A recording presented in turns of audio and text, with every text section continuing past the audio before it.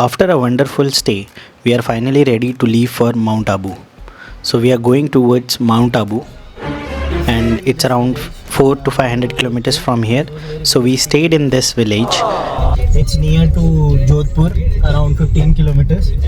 It was a mud hut shape rooms they were having. बहुत ही सही थे. झोपड़े का जो शेप रहता है उस शेप के ये रूम्स थे इनके पास, और वो बहुत सही थे. बट हाँ, थोड़ा सा एक्सपेंसिव है. और हाँ, अटैच बाथरूम के साथ थे. थोड़ा सा एक्सपेंसिव है, अराउंड 3000 था इस टाइम पे. सीज़न टू सीज़न डिपेंड करता है कि क्या रेट होगा. बट सही थे. Host was very good, food was very good. So इसमें we got breakfast was included, so it was very good. We had a very good breakfast. Now we are moving towards mount Abu, and the plan is to reach by 2:30 max, and we have to check in and then we have to explore Mount Abu. पूरे राजस्थान में roads बहुत ही बेहतरीन है, but जहाँ हम रुके थे वो एक गांव था, और वो गांव से लेके जो मेन हाईवे था पाली का, वहाँ तक थोड़ा रोड ख़राब था. करीबन 10 से 15-20 किलोमीटर ये रोड थोड़ी सी ख़राब थी. अदरवाइज़ इसके अलावा हमें अभी तक राजस्थान में कोई भी रोड ख़राब नहीं मिली है, and the experience with the road is too good. So finally हम मर्ज हो रहे हैं, हम हाईवे पकड़ रहे हैं.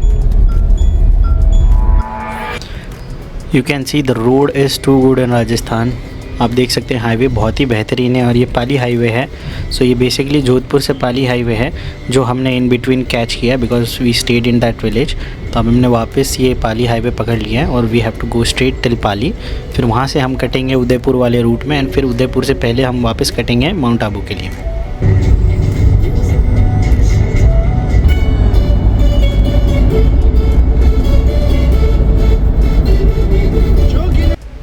बिफ़ोर पाली यहाँ बहुत ही सारे माउंटेन्स दिखने लगते हैं आपको.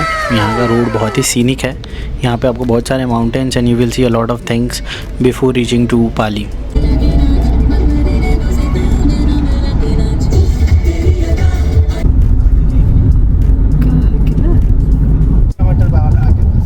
छोटा सा ही है जबरदस्ती टाइट कर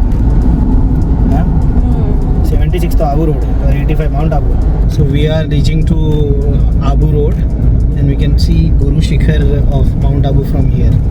Right? So that's the mountain, and we can see. Not sure if I'll be able to zoom it, but we are able to see the Shikhar.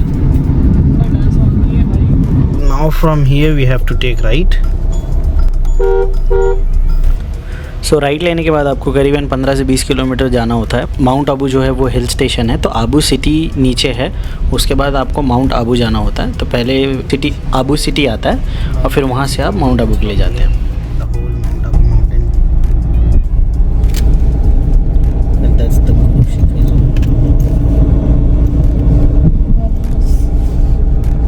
Start the Ghat section.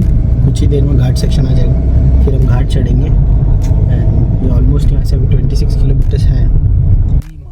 सो ये Abu city है, और यहीं nearest railway station भी है. अगर आप by train आते हैं तो आपको यहीं आना है, और फिर यहाँ से आप शेयरिंग टैक्सी लेके भी आप ऊपर जा सकते हैं. और यहीं पे आपको अगर कुछ सामान लेना है तो आपको यहीं लेना है. उसके बाद ऊपर बहुत आपके पास लिमिटेड ऑप्शंस होते हैं कुछ परचेज़ करने के लिए.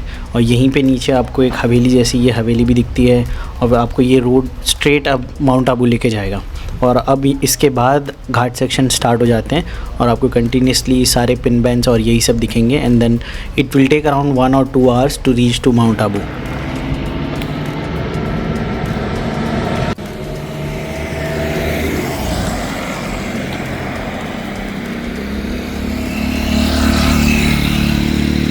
तो हम आधे रास्ते आ चुके हैं. अब यहाँ से करीबन 16 किलोमीटर होगा.